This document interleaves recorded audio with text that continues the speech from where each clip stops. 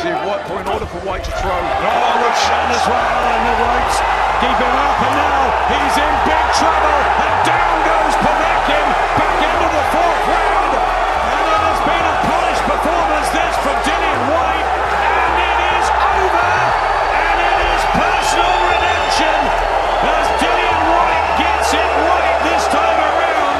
He asked for the immediate rematch, and he is back with a really good display.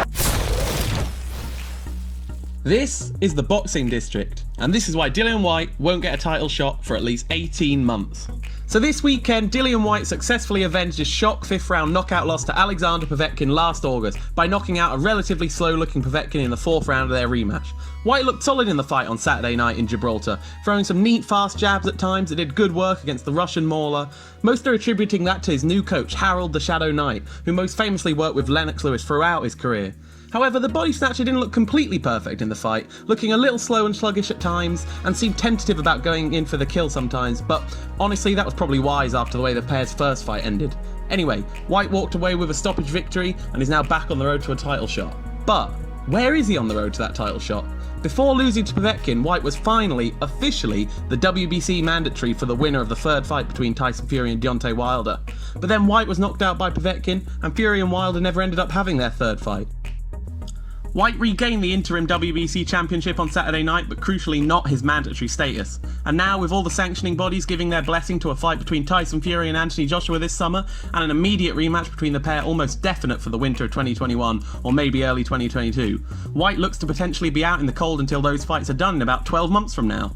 The WBO have sanctioned Usyk vs Joyce for an interim world championship, and the winner of that fight may very well end up being upgraded to the full world champion after the first Fury-Joshua fight, as the WBO are suggesting they won't sanction a rematch between the pair. If the winner of Usyk vs Joyce decides that they want to give Whyte a shot at their WBO championship, then that might be the path to a world title shot, but it seems pretty unlikely, as they would most likely just want to wait to fight the winner of the Fury-Joshua fights.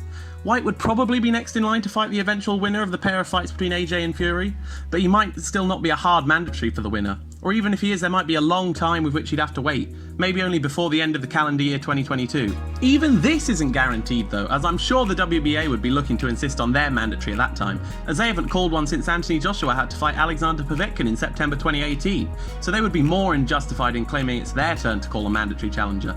And if the WBO doesn't strip the winner of Fury-Joshua after their first fight, then they would definitely be demanding the winner of their second fight fights the winner of Usyk-Joyce straight after that.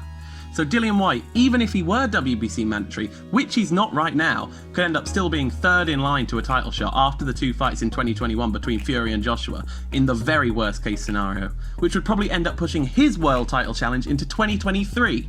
I doubt this is going to happen, but it's not completely out of the realms of possibility. And the fact that that's the case has to be a serious worry for the Dillian Whyte fans out there, or anyone who wants to see Whyte fight for a world title. Of course, the alternative bad scenario could play out for Whyte is that if Fury wins a pair of fights between himself and Joshua, then I believe there is a significant chance of him retiring afterwards, which then might, in the greatest of ironies, cause Dillian Whyte to finally become world champion without ever actually receiving his title shot that he's fought so hard for. As interim champion, the WBC may decide to simply promote him to their full champion if Fury were to retire and vacate the title, similarly to how they famously promoted Lennox Lewis to heavyweight champion in 1993 without a fight after Riddick Bowe threw the WBC belt away. This has been a very technical and slightly boring discussion of sanctioning bodies and mandatory challengers and what fights are going to happen at what time, but sadly this is a big part of modern boxing. I don't think there's anyone out there that really thinks Dillian Whyte hasn't been a strong candidate for a world title fight in the last few years, considering the level of some of the fighters who've been able to wrangle a shot in that time. So the real question is, what should Dillian Whyte do next? So Dillian Whyte has at least 12 months to fill before getting a title shot, and with the fighter he is, who has constantly fought top opponents throughout his career when he absolutely hasn't needed to, he's not just going to sit around being inactive, or just fight easy tickover fights. Dillian Whyte is a warrior who will want to fight the best heavyweights in the world that he can. So what is the best path for him for the time being? Well, it's pretty hard to say as it's unclear what fights are available to him, but there are a few names being bandied around the place that could happen and would be great fights that every boxing fan would be tuning in to see. Number 1, Deontay Wilder. This fight has been talked about for about as long as the idea of Wilder fighting Joshua has been around, so a good 4 or 5 years, with the pair going back and forth with genuine animosity for that time. The fight would make a hell of a lot of money, both men want to beat the other and will definitely believe in their ability to do it, and the winner is cemented as the obvious number 3 in the division who can argue his case with Tyson Fury and Anthony Joshua. This would help Wilder bounce back in a big way after having essentially been forgotten since his decimation at the hands of Tyson Fury, and give Whyte an even greater level of momentum than he had before his loss to Povetkin, even now it was avenged this weekend. The fight makes sense in all the right ways and definitely has enough interest to make a lot of money. I'm sure Whyte would absolutely leap at the opportunity, but the main barrier is the state of Deontay Wilder right now.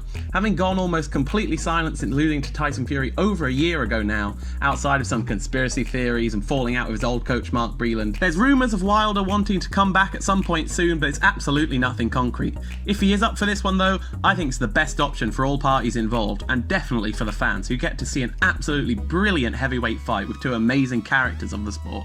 Number 2, Andy Ruiz Jr. This fight has also been somewhat in the public consciousness since Ruiz's loss to Anthony Joshua in their rematch at the end of 2019. Both men are circling around the top of the heavyweight rankings with a loss to Anthony Joshua on their record and solid profile and name recognition, giving the fight a very good money-making potential. But also I think one of the main selling points for this fight has to be the stylistic matchup. Both Whyte and Ruiz are hard-hitting mid-range brawlers. They both seem much more effective and comfortable launching hooks and overhands than they do keeping a tight guard and pinging out jabs from range. This would be an absolute tear-up that surely couldn't go the distance, and I'm sure every boxing fan would happily tune in for it. Number 3, Joseph Parker. This fight seems the most likely of the three to happen, with Parker definitely being keen for a rematch and having a very good working relationship with Whyte's promoter Eddie Hearn. The pair of course fought before in July 2018, where Whyte won a close unanimous decision. That alone, and if Parker overcomes old Whyte foe Derek Chisora in May, justifies a rematch between the pair, with Parker still an elite level top heavyweight. But it's easy to forget that the first knockdown Whyte scored in that fight very much appeared to actually be a clash of heads, and if it had been ruled as such, the fight would have ended up being scored a draw. So Parker has a very legitimate grievance there to further justify this rematch. We know this fight is a great matchup because we've seen it before, and it was then, with both men having to climb up off the canvas to carry on across the 12 rounds of war. It would be really interesting to see how both men have grown in the last 3 years, and how the fight will play out differently this time. Would Parker be as scrappy as before or look to turn it into a boxing match? What would Whyte do differently? His fundamentals are much better now than they were then, but would brawling still be the best tactic? This is a really intriguing and exciting possibility, and whatever Dillian Whyte does next, and if he does eventually get his world title shot he's been fighting so hard for, I'll certainly be tuning in. It will be really interesting to see how both men have grown in the last 3 years, and how the fight will play out differently this time. Would Parker be as scrappy as before or look to turn it into a boxing match? What would Whyte do differently? His fundamentals